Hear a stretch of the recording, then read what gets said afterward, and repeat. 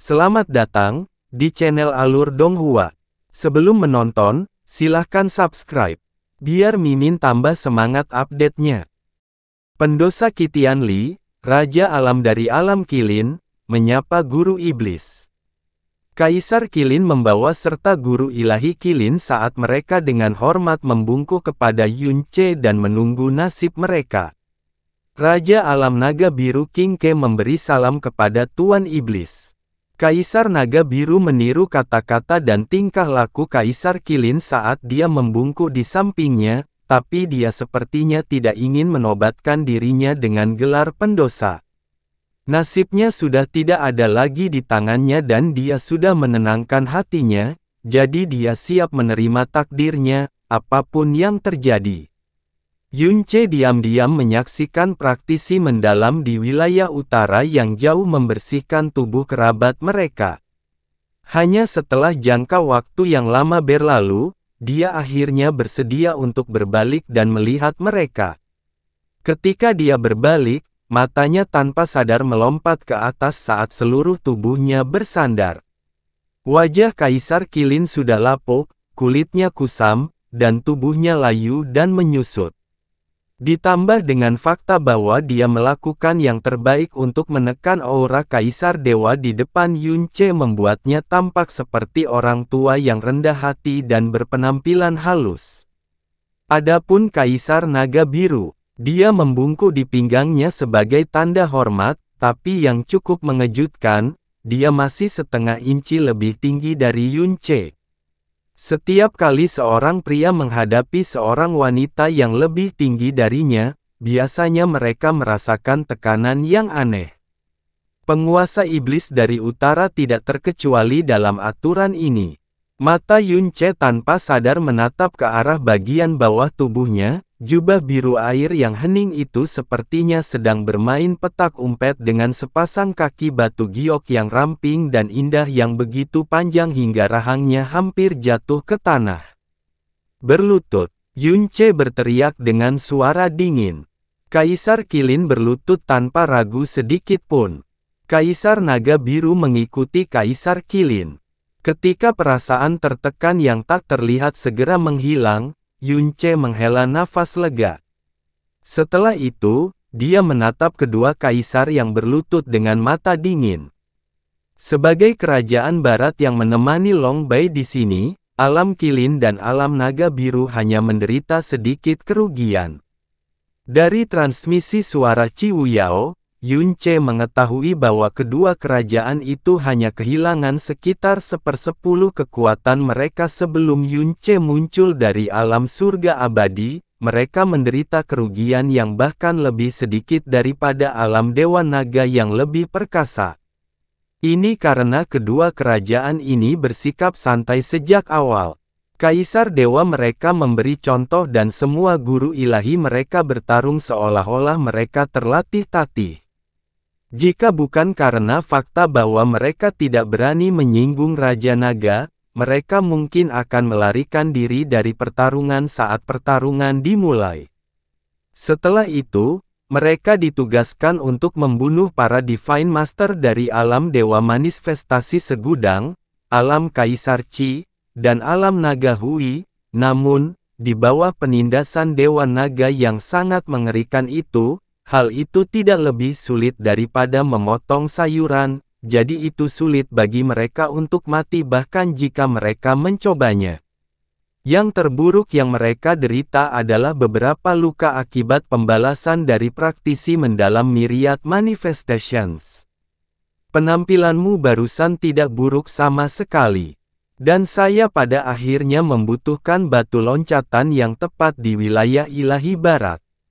Kata-kata Yunce benar-benar dingin dan tajam. Kaisar Qilin segera berkata, "Mohon jangan khawatir, Yang Mulia. Alam bintang yang diperintah oleh Alam Qilin dan Alam Naga Biru semuanya akan tunduk kepada Master Iblis. Kami pasti tidak akan terlibat dalam sesuatu yang mencurigakan. Adapun alam bintang lain di wilayah barat, lelaki tua ini dan Kaisar Naga Biru akan melakukan yang terbaik untuk." Yunce memotongnya dengan mendengus dingin saat dia perlahan mengangkat telapak tangannya yang dipenuhi energi kekerasan dan jahat di udara. Sebelum ini, saya ingin semua orang dari klan Anda yang telah membunuh seorang praktisi ras iblis dalam pertempuran ini untuk maju dan bunuh diri. Jika salah satu dari mereka tidak melangkah maju, aku akan membantai seluruh rasmu. Kata-kata Yunce penuh dengan niat membunuh. Namun, tak satu pun dari Qilin atau naga biru yang berdiri di depan. Ekspresi Yunce segera berubah seram dan gelap saat tawa muram keluar dari bibirnya.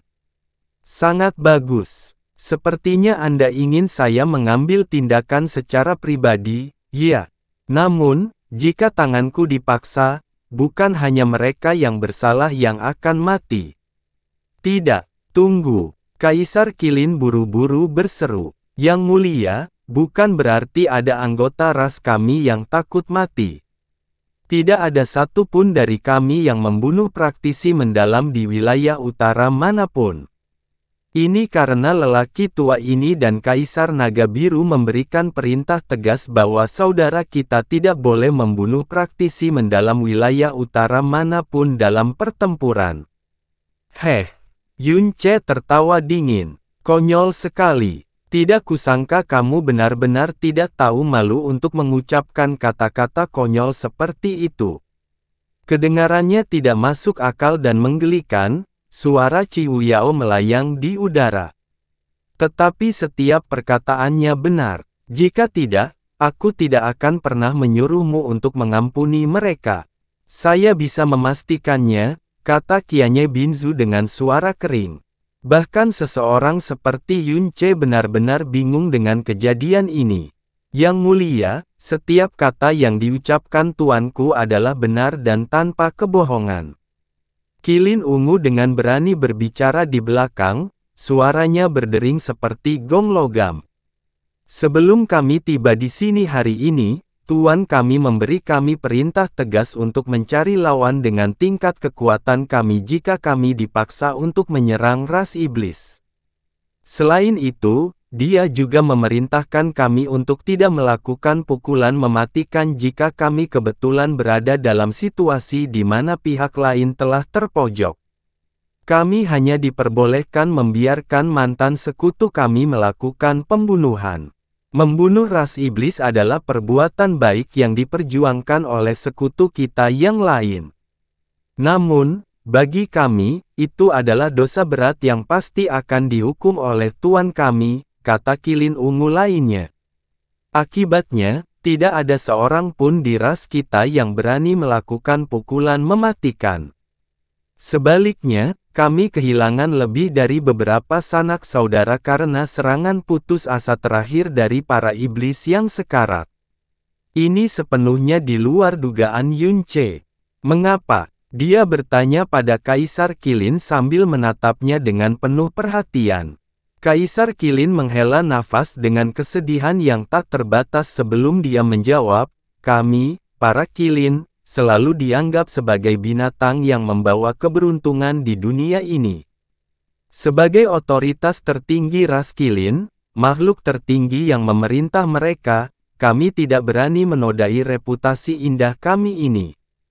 Hal yang paling kita benci adalah darah segar dari penyembelihan dan penyembelihan itu sendiri. Kami hanya berharap perdamaian berlimpah di dunia. Kami tidak berani menyinggung Raja Naga, jadi kami hanya bisa menurut. Namun, saya juga tidak berani menyinggung Yang Mulia. Yang Mulia masih muda, tetapi Anda telah memperoleh kekuatan dewa jahat dan warisan Kaisar Iblis. Meski aku sudah keriput selama bertahun-tahun, aku masih terus-menerus terkejut dengan perbuatanmu. Lambat laun saya percaya bahwa Yang Mulia benar-benar memiliki kekuatan untuk menjungkirbalikkan langit dan bumi. Sebagai hasilnya, meskipun kekuatan Barat memiliki keuntungan yang sangat besar, saya masih ingin mempertahankan kesempatan terakhir yang kami miliki bersama Anda. Jika Raja Naga menang, kami akan dengan senang hati menerima hukuman beratnya, Tapi jika Tuan Iblis menang, kami akan mempertahankan kesempatan hidup kami. Yun Ce menyipitkan matanya saat dia menatap Kaisar Qilin. Setelah itu, dia tertawa kecil dan berkata, "Betapa indahnya, melestarikan kesempatan terakhir yang kami miliki bersamamu. Kamu benar-benar seekor rubah tua yang licik dan bahkan gelar." Kaisar Qilin hampir tidak dapat memenuhi harapanmu. Kaisar Qilin menundukkan kepalanya sekali lagi. "Kami hanya mencari perdamaian dan harmoni. Kami tidak pernah mempunyai ambisi untuk mendapatkan kekuasaan atau dominasi. Saya juga tidak pernah memiliki apapun kecuali kekaguman dan rasa hormat yang sebesar-besarnya terhadap Guru Iblis. Saya hanya meminta agar Anda mengampuni hidup kami. Perdamaian, ras yang pengecut dan penakut. Jadi jika seseorang yang memiliki kekuatan untuk menggulingkanku muncul di masa depan, maukah kamu bertekuk lutut lagi pada mereka?" Yun Ce bertanya dengan suara mengejek. "Ya," jawab Kaisar Qilin tanpa ragu-ragu. "Sangat sulit bagi ras Qilin kami untuk berkembang biak, sehingga misi yang diturunkan dari generasi ke generasi adalah untuk bertahan hidup dan sejahtera. Oleh karena itu, kami tidak pernah menyalahgunakan siapapun yang kami kuasai, dan jika hal itu berada di luar kekuasaan kami hanya bisa mengikuti arus." Kaisar Qilin segera melanjutkan, "Namun, kekuatanmu sudah cukup untuk mengguncang langit dan bumi. Bahkan seseorang sekuat Raja Naga dapat ditundukkan hanya dengan membalikkan tanganmu. Oleh karena itu, saya sangat yakin bahwa tidak mungkin ada orang yang lebih kuat dari Guru Iblis muncul di generasi berikutnya. Dengan demikian, ras Qilin akan bersumpah setia selamanya kepada Tuan Iblis. Inilah sumpah yang kubuat sebagai pemimpin Raja ras Qilin, langit dan bumi menjadi saksiku." Tatapan Yun Ce sedikit bergeser saat dia melihat Kaisar Naga Biru. "Apakah kamu juga sama?" Kaisar Naga Biru menjawab, "Naga Biru selalu menjadi ras naga yang melindungi tubuh dan kekuatan drakonik kita murni untuk perlindungan. Master Iblis hanya perlu memeriksa sekilas sejarah ras saya dan Anda akan menemukan bahwa ras Naga Biru kami tidak pernah menjadi pemicu konflik apapun. Kami juga tidak melibatkan diri dalam konflik apapun. Segala sesuatu yang terjadi pada kami hari ini adalah sesuatu yang dipaksakan kepada kami. Bahkan membunuh Naga Qi dan Naga Hui adalah sesuatu yang dipaksakan pada kita." Penambahan kata, "memaksa," yang tidak perlu sangat mengejutkan Kaisar Qilin hingga keringat dingin langsung mengucur di dahinya. Namun dia segera menelan kata-kata yang hendak dia ucapkan. "Yang mulia, jika kami menerima pengampunan Anda, kami akan bersedia mematuhi perintah Anda apapun selama perintah itu tidak melampaui batas kami. Dan jika Anda bertekad untuk mendorong kami sampai mati, maka satu-satunya pilihan kami adalah berjuang sampai akhir yang pahit." Kata-kata Kaisar Naga Biru dingin, tenang, dan tanpa emosi. Faktanya, cara bicara dan tingkah lakunya sangat mirip dengan Mu Suanyin di masa lalu. "Naga Biru kecil," Chang Xitian melompat ke depan sambil mengaum. "Kamu berani mengancam Tuan Iblis?" "Tidak, tidak, tidak." Kaisar Naga Biru jelas tidak bermaksud seperti itu, seru Kaisar Qilin dengan cemas. Hanya saja kepribadiannya keras kepala dan kaku, dan dia terlalu berpegang teguh pada prinsipnya. Jika dia bukan orang seperti itu, dia tidak akan dengan sengaja menahan kekuatannya di depan Raja Naga hari ini. Seorang pelayan Dewa Naga Biru yang berlutut di belakang Kaisar Naga Biru mengangkat kepalanya dan berkata, "Yang mulia, saat Anda menyelamatkan seluruh alam semesta, Anda juga menyelamatkan alam Naga Biru kami. Sejak saat itu, Tuan kami selalu merasa bersyukur dan berhutang budi kepada Anda." Bahkan ketika energi mendalam kegelapanmu terekspos ke dunia dan alam lain mencoba memburumu, Tuanku tidak pernah mengubah pendapatnya tentangmu karena energi mendalam kegelapanmu. Sebaliknya, dia terus-menerus menegur dirinya sendiri karena ketidakberdayaannya karena rasa bersalah menggerogoti jiwanya. Dia bahkan mengirimkan transmisi suara ini 3 kali selama pertempuran yang mengerikan ini, berpura-pura bertarung, dan kamu sama sekali tidak boleh melakukan pukulan mematikan. Jika Yang Mulia tidak mempercayai saya, Anda bebas mencari ingatan saya. Setelah dia mengatakan itu, petugas ilahi naga biru menutup matanya dan menyebarkan seluruh energi jiwanya. Hah, hah, hah. Yunce perlahan bertepuk tangan, dan setiap serangan telapak tangannya terasa seperti pukulan terhadap hati para kilin dan naga biru. Lucu, sungguh sangat lucu. Satu ras hanya mencari keselamatan dan keamanannya sendiri, dan akan selalu meninggalkan jalan keluar bagi dirinya sendiri. Satu ras membenci pertempuran dan hanya menggunakan kekuatan mereka untuk membela diri, namun pada saat yang sama mereka sangat keras kepala dan berprinsip. Dua ras yang tidak memiliki ambisi atau ketajaman, namun mereka bisa naik menjadi raja. Jika kamu tidak memiliki bakat bawaan dan kelebihan yang jauh melampaui kita semua, aku khawatir rasmu sudah lama musnah. Kaisar Kilin menundukkan kepalanya.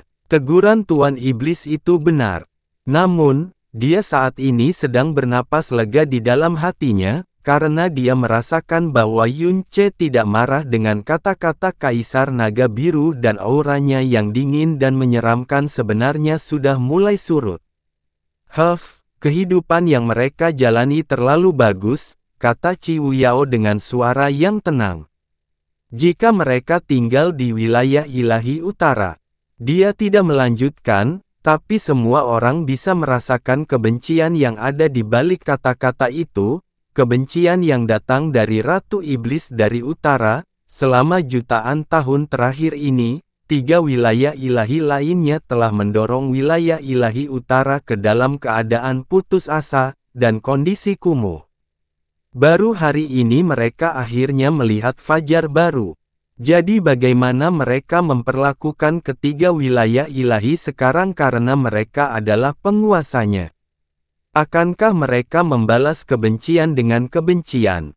Atau, semua keputusan ini ada di tangan Yunce sendiri? Ketika dia masih berada di wilayah ilahi utara, dia telah mengatakan berkali-kali bahwa dia akan mengubah 3 wilayah ilahi lainnya menjadi neraka yang gelap, bahwa dia akan menjerumuskan orang-orang yang pernah dia selamatkan ke dalam api penyucian abadi rasa takut, penyesalan, rasa sakit, dan rasa sakit, putus asa. Namun, sejak Yunce membuat keputusan mendadak untuk memasuki alam surga abadi, Ciwu Yao sangat merasakan bahwa hati Yunce telah berubah dan itu adalah perubahan yang cukup besar. Jadi, apakah kita akan menyelamatkan mereka atau membunuh mereka? Ciwu Yao bertanya. Hati para kilin dan naga biru naik ke tenggorokan mereka. Yunce berbalik untuk pergi sambil berkata, kamu yang memutuskan. Ketika dia memikirkan tentang apa yang terjadi di perbatasan Primal Chaos dan apa yang terjadi di luar bintang kutub biru, dia ingat bahwa satu-satunya kaisar dewa yang tidak menyerangnya ketika dia jatuh adalah Kaisar Kilin dan Kaisar Naga Biru, dan itu bersama dengan Raja Naga yang hadir. Begitu dia mengucapkan kata-kata itu, semua ketegangan pada Kaisar Kilin hilang, dan tubuhnya hampir tenggelam ke tanah karena lega. Saat dia menatap punggung Yunce, bibir Giok Ciwu Yao sedikit bergetar sebelum dia berkata dengan suara pelan dan lesu. Anda telah membuat pilihan yang sangat bijak hari ini. Pilihan itu tidak hanya menyelamatkan nyawa Anda, tetapi juga menyelamatkan nyawa setiap anggota dari 2 ras Anda. Ukir semua yang terjadi hari ini ke dalam hatimu dan ingatlah untuk tidak pernah melakukan hal bodoh di masa depan. Saya berterima kasih kepada Guru Iblis atas belas kasihannya, saya berterima kasih kepada Ratu Iblis atas kemurahan hatinya. Kaisar Qilin bersujud kepada Qi Wuyao. Kini setelah musibah itu berlalu, tubuhnya gemetar karena lega dan bersyukur. Ras Qilin dan naga biru pasti akan setia sepenuhnya kepada Tuan Iblis dan Ratu Iblis, dan kami akan mematuhi setiap perintah Anda. Kami akan melakukan yang terbaik untuk memimpin wilayah ilahi barat dan kami tidak akan mengecewakan Tuan Iblis atau Ratu Iblis. Kami dengan sabar menunggu hukuman Anda jika kami melakukannya. Kaisar Qilin tahu bahwa Kaisar Naga Biru tidak mau mengatakan banyak hal seperti ini, jadi dia melakukannya untuknya. Bagaimanapun, alam Qilin dan alam Naga Biru selalu memiliki hubungan yang sangat baik satu sama lain. Itu adalah sesuatu yang diketahui seluruh alam semesta. Ini karena perilaku dan prinsip kedua dunia ini terlalu mirip. Akibatnya, Kaisar Qilin selalu menganggap Kaisar Naga Biru sebagai setengah murid dan setengah anak perempuan. Dia telah menyaksikannya tumbuh dewasa, melihatnya menjadi seorang kaisar, dan sekarang, dia juga membantu menarik Kaisar Naga Biru dan kerajaannya menjauh dari tepi jurang. Para Qilin dan Naga Biru yang berlutut di belakang mereka juga merasa lega dan bersyukur. Pada saat inilah mereka akhirnya benar-benar mengerti mengapa Kaisar Qilin bertindak begitu penakut dan pengecut. Kembalinya Master Iblis dan kejadian selanjutnya telah membuktikan bahwa ini adalah keputusan yang bijaksana. Setelah sekian lama, Qilin dan Naga Biru akhirnya mulai bangkit. Tubuh mereka licin karena keringat dan mereka semua merasa seolah seumur hidup telah berlalu sejak Guru Iblis berbicara kepada mereka. Kaisar Naga Biru mengangkat kepalanya untuk menatap Yun Ce di kejauhan. Dia saat ini sedang duduk di tanah sambil menggendong tubuh kecil dan halus Dewa Bintang Serigala Surgawi di pelukannya. Matanya tetap tertuju pada wajahnya, tatapannya tidak pernah lepas darinya. Seolah-olah dia ingin wajahnya menjadi hal pertama yang dilihatnya ketika dia bangun. Adegan ini menunjukkan Yun Ce yang sangat berbeda dari sebelumnya. Faktanya, hampir mustahil untuk menghubungkan pria lembut di depannya dengan Master Iblis yang angkuh dan haus darah yang baru saja memerintahkan pembantaian Master Ilahi dari 4 ras berbeda. Di sisi lain wilayah ilahi laut dalam yang hancur, sosok Sui Meiyin telah muncul di depan kota naga dunia. Kota naga dunia melayang di udara jauh di atas wilayah ilahi laut dalam, jauh dari medan perang. Itu juga merupakan kapal perang ilahi primordial, jadi bahkan gelombang kejut dari pertempuran itu tidak cukup untuk menggoresnya. Dengan kematian Long Bai, kota naga dunia telah kehilangan tuannya. Sui Meiyin menatapnya dengan tenang sebelum dia mengulurkan tangan bersalju. Detik berikutnya, tanda merah aneh yang menutupi bagian bawah kota naga dunia menyala sebentar sebelum menjadi gelap lagi. Kota naga dunia telah mendapatkan master baru dalam sekejap mata. Kekuatan suci spasial kota naga dunia berasal dari penusuk dunia. Jadi, sebagai master baru dari penindik dunia, Sui Meiyin bisa dengan mudah menguasai kota naga dunia dari Long Bai bahkan jika dia masih hidup. Cahaya iblis melintas di belakangnya saat Qi Wuyao menghilang. Kabut putih melayang di sekitar istana dewa yang berdiri dengan megah, aura kuno tak terbatas memancar darinya, saat dia menyapukan pandangannya ke seluruh kota naga dunia, bahkan kota seperti Qi Wuyao pun merasa napasnya terengah-engah. Panjangnya 180 km dan berisi 200 istana dengan ukuran berbeda. 30% dari istana-istana ini memiliki ruangan tersendiri yang belum runtuh, jadi ukurannya jauh lebih besar dari yang terlihat. Ini bukanlah kota yang sangat besar, tapi setiap batu bata dan ubinnya terbuat dari batu dewa purba. Jadi meskipun lebih dari 90% kekuatan sucinya telah hilang, secara praktis ia masih tidak bisa dihancurkan di dunia saat ini.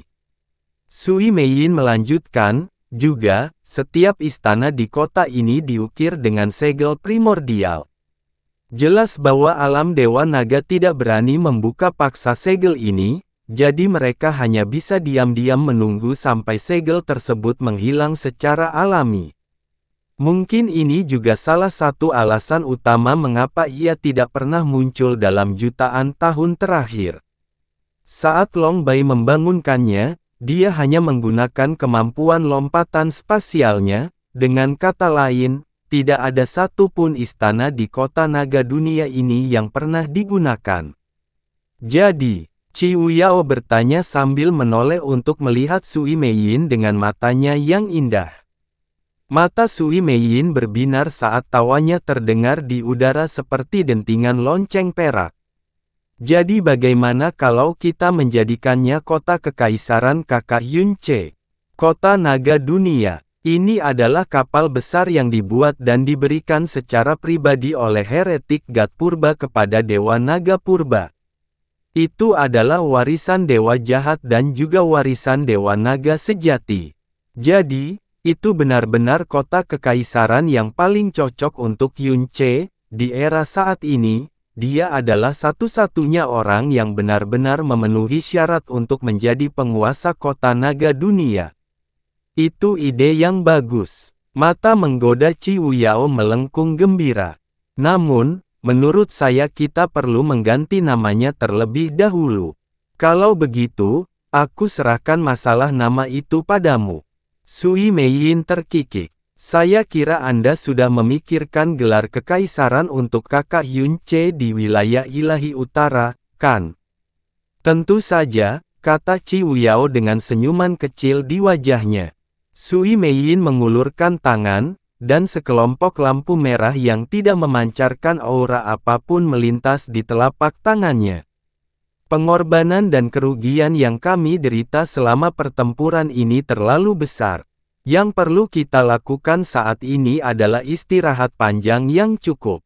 Mari kita batalkan segel beberapa istana kecil ini terlebih dahulu, dan biarkan mereka beristirahat dan memulihkan diri di sini.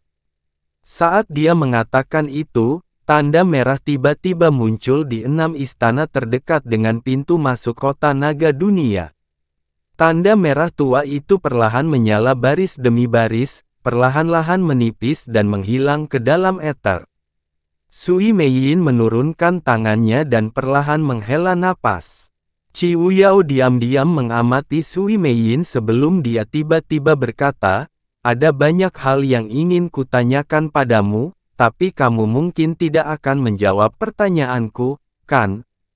Hihi, senyuman mempesona muncul di wajah Sui Meiyin. Saya pikir akan lebih baik bagi kakak Yunce untuk memberitahu Anda sendiri, pada waktu yang dia anggap tepat. Baiklah, aku pergi dulu untuk mengurus kakak. Tatapan Qiu Yao mengikuti sosok Sui Meiyin ke kejauhan sebelum melihat kembali ke istana dewa yang segelnya mudah dirusak oleh Sui Meiyin. Setelah itu, dia mengingat perubahan Yunce yang sangat tidak biasa dan ekspresi penuh pengertian segera muncul di wajahnya. Sui Meiyin benar, praktisi mendalam di wilayah ilahi utara sangat membutuhkan waktu istirahat dan pemulihan, tidak peduli apakah itu untuk menyembuhkan tubuh mereka atau memperbaiki semangat mereka. Alam Kilin dan alam naga biru akan berkonsentrasi menjaga utara dan barat untuk mencegah kemungkinan terjadinya insiden. Sementara itu, praktisi mendalam di wilayah utara yang terluka parah akan dimasukkan ke kota naga dunia. Saat Yunce memegang Caizi, dia perlahan berjalan ke salah satu istana di dalam kota naga dunia. Tempat ini tampak seperti kamar tidur yang besar, dan dekorasi bagian dalamnya jauh lebih mewah daripada bagian luarnya. Itu memancarkan aura kuno namun tenang, tapi tidak menunjukkan tanda-tanda usia dan bahkan tidak ada setitik debu pun. Namun, pikiran Yun Ce terlalu sibuk untuk menghargai detail yang lebih halus ini. Dia menempatkan Caizi di sofa giok yang paling dekat dengannya.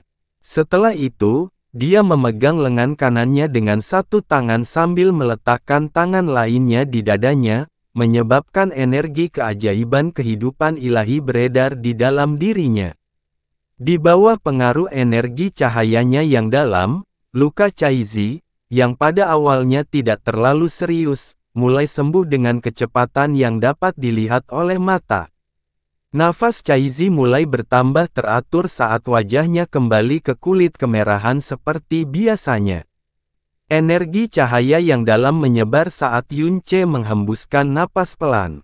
Mempertahankan pegangan mendalam Dewa Naga untuk jangka waktu yang lama telah sangat membebani energi dan kekuatan jiwanya, dan sekarang dia akhirnya rileks. Dia merasakan otaknya mulai kabur saat sedikit sensasi pusing terus menyerangnya. Pada saat ini, dia tiba-tiba merasakan seseorang sedang menatapnya. Dia berbalik untuk melihat sepasang mata sedingin es, yang berwarna biru berkilau dan sesaat, menatapnya. Sepertinya dia baik-baik saja, kata Mu Suanyin. Sikap dan tatapannya tetap dingin dan acuh tak acuh seperti biasanya, dan dia menyerupai patung es dengan keindahan mutlak yang telah diukir pada zaman kuno. Caizi sudah mengetahui kelangsungan hidup Mu Suanyin sejak lama. Faktanya, dia telah mengetahuinya lebih awal dari Qi Wuyao. Mereka berdua telah datang ke wilayah ilahi selatan lebih awal untuk mempersiapkan jalan bagi Yun Ce dan untuk membantu memastikan bahwa ancaman Nan Wansheng akan dinetralisir selamanya. Kamu harus fokus merawatnya, kata Mu Suanyin sambil berbalik untuk pergi. Suanyin, tangisan lembutnya terdengar di telinganya saat energi hangat menyerangnya. Dia dicengkeram dari belakang oleh sepasang tangan, yang memeluknya sangat erat. Tubuh Mu Suanyin menegang dan dia baru saja akan terkesiap ketika tubuh Yun Ce menekannya. Jantungnya yang berdebar kencang dan kehadirannya yang membara dikomunikasikan kepadanya dengan cara yang sangat jelas. Dia memejamkan mata dan berhenti meronta. Terakhir kali dia memeluknya erat-erat adalah saat mereka akan berpisah karena kematian. Mereka hanya berdiri di sana untuk waktu yang lama sebelum bisikan Yun Ce terdengar di telinganya, apakah itu, kekuatan nirwana dari Ice Phoenix? Ya, Mu Suanyin balas berbisik. Saat aku terbangun di kedalaman danau surgawi Netherfrost, kenangan yang ditinggalkan Phoenix Es kepadaku dalam kekuatan nirwana menceritakan segalanya padaku. Jadi seperti dugaanku, bisik Yun Ce lembut. Namun, dia tidak menunjukkan senyuman yang selalu dia tunjukkan saat menemukan seseorang yang dikiranya telah hilang. Tanpa disadari lengannya mulai semakin mengencang saat rasa takut yang mendalam membanjiri hatinya. Jika Ice Phoenix tidak memiliki kekuatan suci nirwana yang sama dengan Phoenix. Jika Dewa Ice Phoenix tidak menyerahkan kekuatan terakhirnya kepada Mu Suanyin karena rasa bersalah yang dia rasakan terhadapnya, maka dia akan benar-benar kehilangan dia akan kehilangan dia selamanya. Lengannya dengan lembut meraih bahunya sebelum dia memutarnya. Setelah itu, dia menatap matanya dalam-dalam. Bibir Mu Suanyin bergerak-gerak. Suanyin. Saat dia menatap mata biru esnya, Yun Ce mengucapkan setiap kata dengan suara pelan dan jelas. Mulai sekarang, kamu tidak akan pernah meninggalkanku lagi, kan? Dia tidak lagi memanggilnya guru dan bahkan tidak lagi memandangnya sebagai tuannya. Sebaliknya, tatapannya yang panas dan penuh gairah, yang berada tepat di hadapannya, dengan jelas menyampaikan kerinduannya padanya. Dia langsung bingung dengan tindakannya, dan hatinya menjadi kacau balau, dia mampu menyembunyikan pikiran dan niatnya sampai pada titik di mana dia bisa dengan sempurna membunuh Dewa Naga Penghancur Merah sebelum ada yang menyadarinya.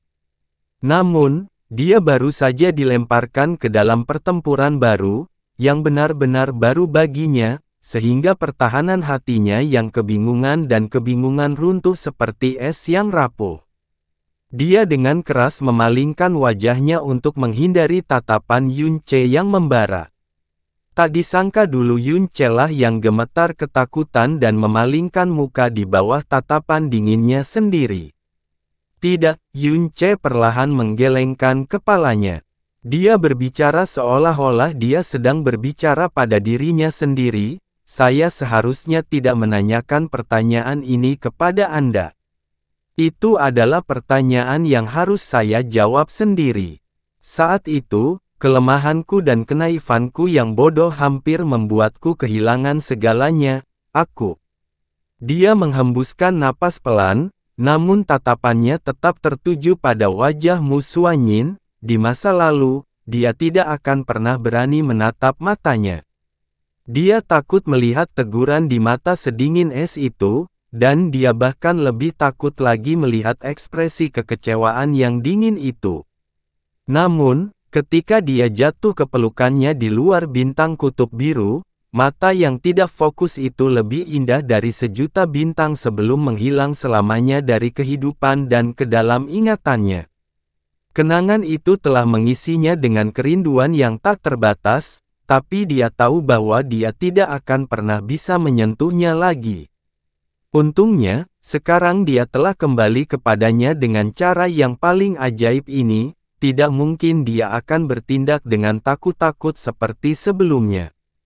Tidak mungkin dia melepaskannya lagi.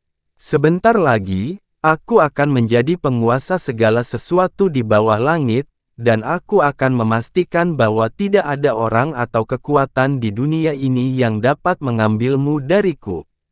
Setelah dia mengatakan itu, dia tiba-tiba mencondongkan tubuh ke depan, bibirnya menempel di bibir Mu Xuanyin. Mata sedingin es Mu Xuanyin melebar hingga membentuk piring. Saat kekacauan dan kebingungan berkecamuk di hatinya, dia tiba-tiba merasakan kekuatan besar menekannya.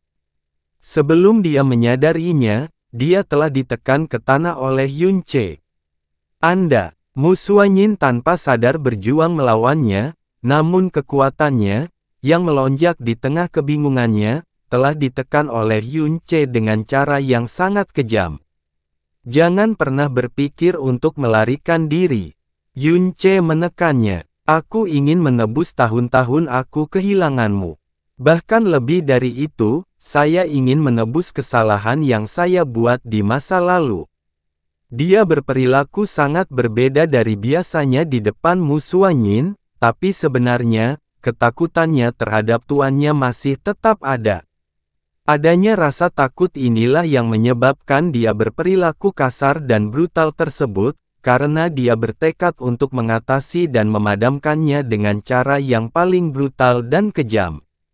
Saat itu, ketakutan dan rasa malu yang terkutuk inilah yang hampir membuatnya kehilangan kesempatan untuk bertobat atas tindakannya. Lakukan, jangan. Entah kenapa, dia merasa sangat lemah dan tidak terkoordinasi saat dia berjuang melawannya. Bahkan suara yang keluar dari bibirnya, entah kenapa, hampir selembut dan selembut suara Ciwu Yao. Mereka, semua masih di luar. Kamu adalah Master Iblis, kamu tidak bisa. Yun Ce melambaikan tangan dan penghalang gelap menutup pintu masuk istana. Setelah itu, dia menggeram dengan suara yang keras, mari kita lihat siapa di antara mereka yang berani mendekati tempat ini. Pada titik ini, Yun Ce telah sepenuhnya berhasil dalam tugasnya, menindas tuannya. Tidak peduli bagaimana Mu Xuanyin berusaha melawan, dia hanya akan menekannya dengan kasar untuk menghentikannya melarikan diri. Xuanyin, ingat ini, aku bukan lagi muridmu, dan sepertinya aku harus mengingat fakta bahwa kamu bukan lagi guruku ke dalam pikiranmu, karena itu, aku tidak akan mendengarkanmu dan aku pasti tidak akan membiarkanmu melarikan diri dariku lagi. Masih ada Caizi, oh. Yunce melambaikan tangannya lagi dan penghalang berwarna es muncul di sekitar mereka, sepenuhnya menyembunyikan tubuh dan suara mereka dari dunia luar. Saat penghalang es mulai terbentuk, Caizi, yang sedang berbaring di sofa batu giok, mengerang pelan sebelum dia mulai membuka matanya yang buram. Tubuh Qi Wuyao perlahan mendekati istana. Ketika dia melihat penghalang hitam menutupi pintu masuk, dia tertegun sejenak. Tapi setelah itu, dia dengan lembut mengulurkan jiwa iblisnya dan senyuman kecil nakal muncul di bibirnya. Dia segera menggunakan jiwa iblisnya untuk mengirimkan transmisi suara ke semua orang. Ini adalah perintah untuk seluruh wilayah. Jiwa dan pikiran Tuan Iblis mengalami beberapa luka dalam pertempuran sebelumnya, jadi dia perlu beristirahat dan memulihkan diri untuk sementara waktu. Tidak ada seorang pun yang boleh mengganggunya selama 24 jam ke depan. Namun, dia tidak pergi setelah mengirimkan transmisi suara itu. Tak lama kemudian, dia melihat Qianye Yinger buru-buru terbang meskipun auranya lemah dan tipis, seperti yang dia harapkan. Apa yang salah dengan dia? Qianye Yinger bertanya sambil alisnya menyatu erat. Kenapa dia tiba-tiba harus istirahat lama sekali? Apa dia benar-benar memaksakan diri barusan? Mengingat kekuatan pemulihan Yunce, yang sepenuhnya bertentangan dengan logika dan akal sehat, waktu pemulihan 24 jam benar-benar merupakan waktu yang sangat lama. Ini memberi tahu Qianye Yinger bahwa dia jauh lebih lelah daripada yang dia tunjukkan.